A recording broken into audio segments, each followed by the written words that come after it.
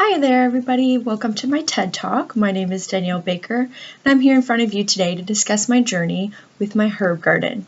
So my journey started off as a birthday gift actually from my best friends, and I've always been a lover of buying herbs from the grocery store so that I could garnish my meals with. And then we actually finally moved into a house that had a backyard space for a garden. So they ended up buying me the herb garden seeding kit. And this is what actually sparked my passion and interest into growing my own garden. But first, I must preface that I have never owned a green thing before this experience. So we'll just see how it goes.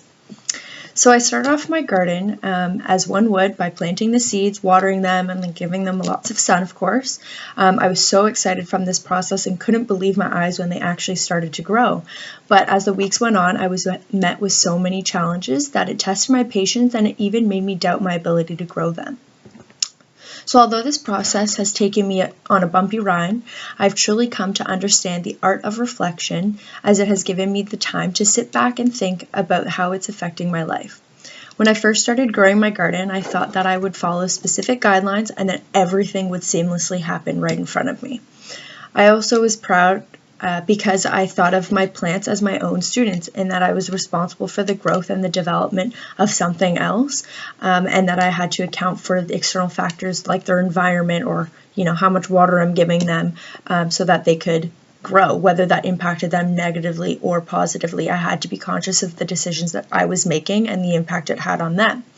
So as I found that I was constantly thinking about my garden and how I might improve it, this can directly relate to my teaching practice and philosophy.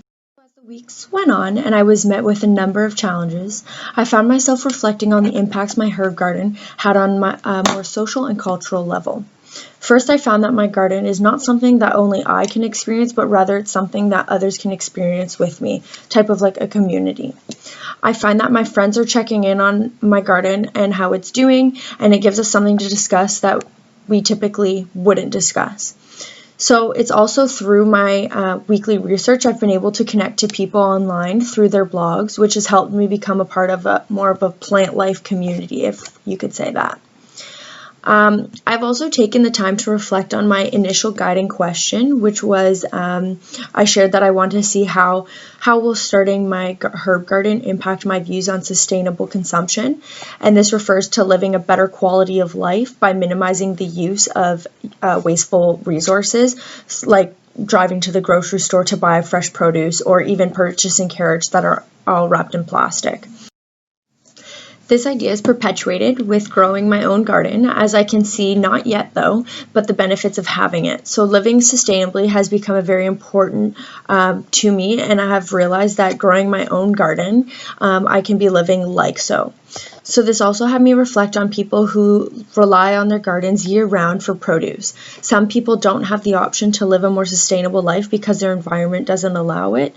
So such like this one, I've had to grow my garden inside, and I've even had to purchase other things such as grow lights so that I'm able to give them the optimal environment that they need throughout the year. So overall, if you really do set your mind to something and you must find ways you can, just because it seems like you're failing, it doesn't mean that you necessarily have to give up. You just have to keep going and you have to do your research so that you can get to the best possible outcome.